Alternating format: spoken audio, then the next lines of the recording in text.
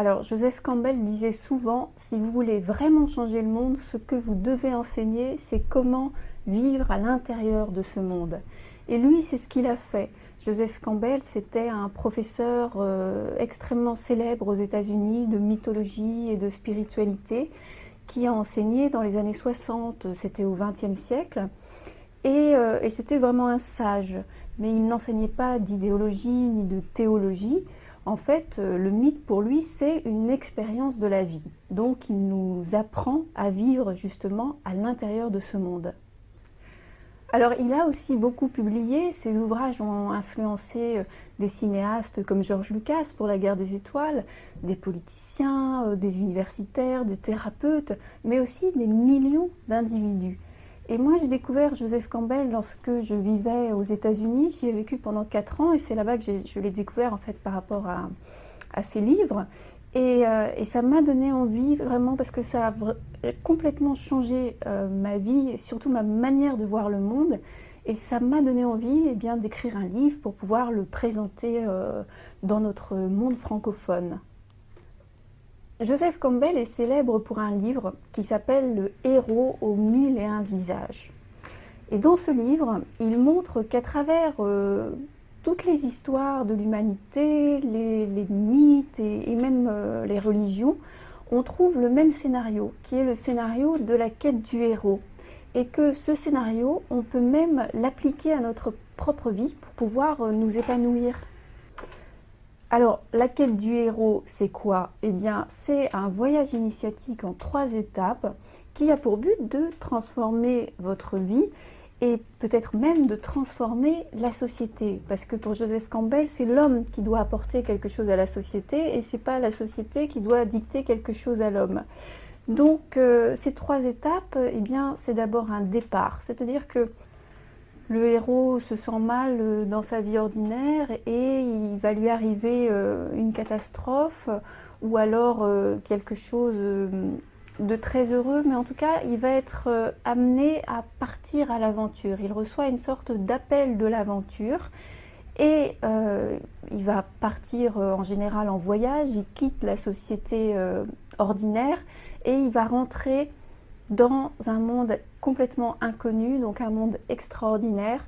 Et là, il va affronter un certain nombre d'épreuves, il va rencontrer un mentor pour l'aider, des alliés, mais aussi des ennemis, et en général un grand adversaire qu'il doit affronter. Mais surtout, le héros affronte ses peurs les plus intimes, c'est quand même au fond de lui-même qu'il doit vaincre un côté obscur. Et puis, il va recevoir en récompense un élixir qu'il va ramener dans sa société d'origine. Donc, il va revenir dans le monde ordinaire pour partager avec la société cet élixir. Mais le héros, c'est autant un homme qu'une femme. De nombreuses héroïnes sont parties aussi en quête, comme Psyché dans la mythologie grecque qui part dans une quête amoureuse pour retrouver Cupidon, ou Durga dans la tradition hindoue qui va tuer un monstre que même les dieux n'arrivaient pas à tuer. Alors on peut prendre un exemple dans un mythe très connu, par exemple dans le mythe grec de Thésée. Thésée justement part à l'aventure, prend un bateau, va en Crète et là il veut tuer le monstre qui s'appelle le Minotaure qui vit à l'intérieur d'un labyrinthe et qui dévore les jeunes gens, les jeunes garçons et les jeunes filles. Et donc il veut faire cesser cette tyrannie. Et il va rencontrer un mentor et une amoureuse en la personne d'Ariane.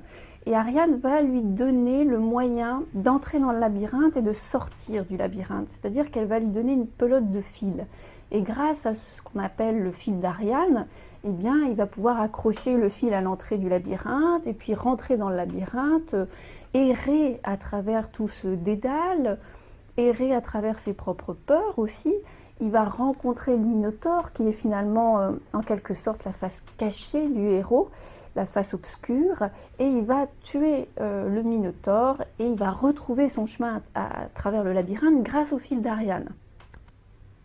Et donc ce voyage, c'est celui que vous réalisez aussi dans votre propre vie lorsque vous vous lancez dans un nouveau projet professionnel, dans une nouvelle histoire d'amour, ou dans un projet artistique ou une aventure même spirituelle.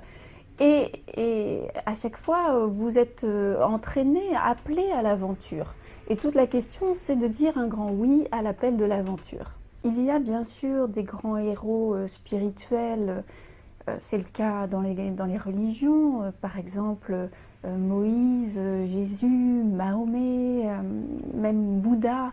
Ce sont des grands héros qui sont partis en quête d'un message spirituel ou parfois d'une union avec le divin ou une union avec, dans le cas du Bouddha, avec le nirvana, avec un état d'être délivré de toutes les souffrances et qui ont accepté ensuite de revenir parmi les hommes pour pouvoir partager avec l'ensemble de leur culture ou alors avec l'humanité tout entière ce message.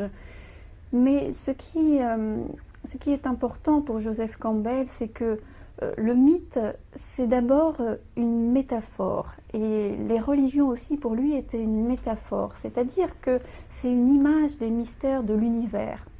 Et ce mystère se trouve au-delà de toutes nos connaissances, de toutes les dualités, mais de toutes les possibilités pour l'homme de l'atteindre. Et ça veut dire voir toutes les religions comme des masques différents qui sont posés sur une vérité inconnaissable. Et donc Dieu ou la transcendance a 1001 visages et en somme 1001 masques qui sont là pour vous, à la fois pour vous cacher et pour vous révéler le mystère de la transcendance.